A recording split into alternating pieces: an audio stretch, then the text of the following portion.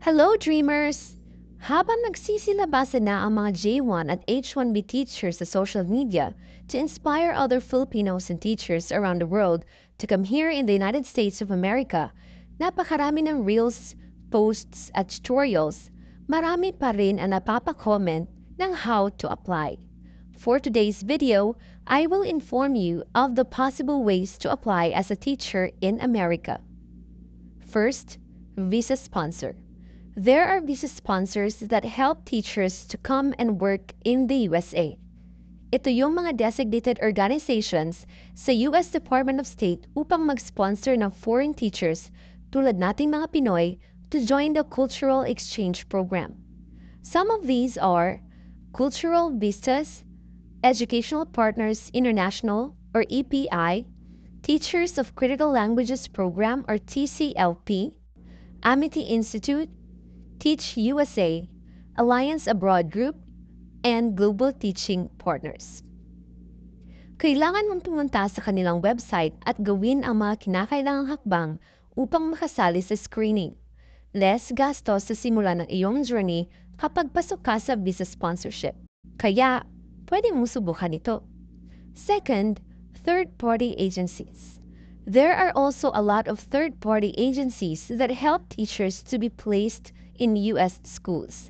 Sila ang tutulong sa iyo upang mas mabilis na mapansin ang iyong papeles, mas mabilis na makakakuha ng principal interviews, at kung papasa, mas mabilis makakakuha ng job offer.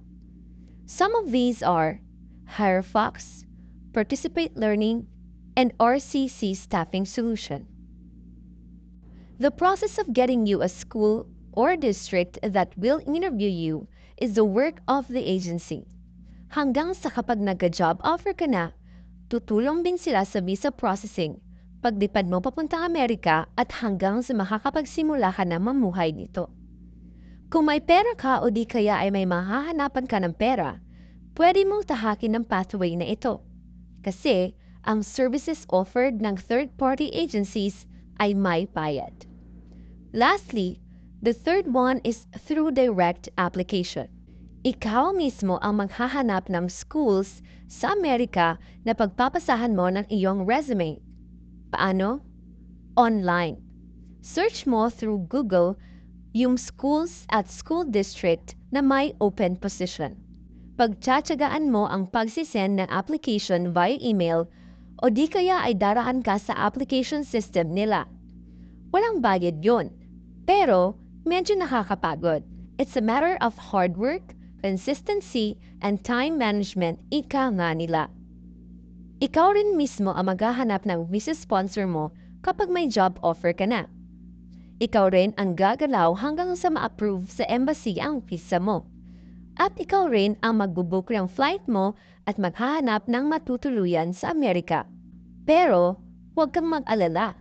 Marami na tayong kababayan dito. Handa silang i-welcome at tulungan ka pagkarating at kahit sa pagtuturo. Most Filipino teachers right now are low-key working on this hanggang sa makapunta dito sa US. At yun nga, those are the 3 ways na pwede mong pagpilian sa pag-a-apply dito sa USA upang maging isang teacher.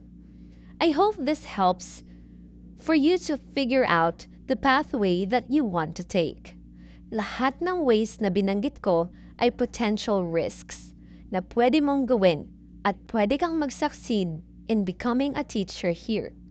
Remember, never underestimate a calculated risk. Do not forget to like and subscribe. Bye!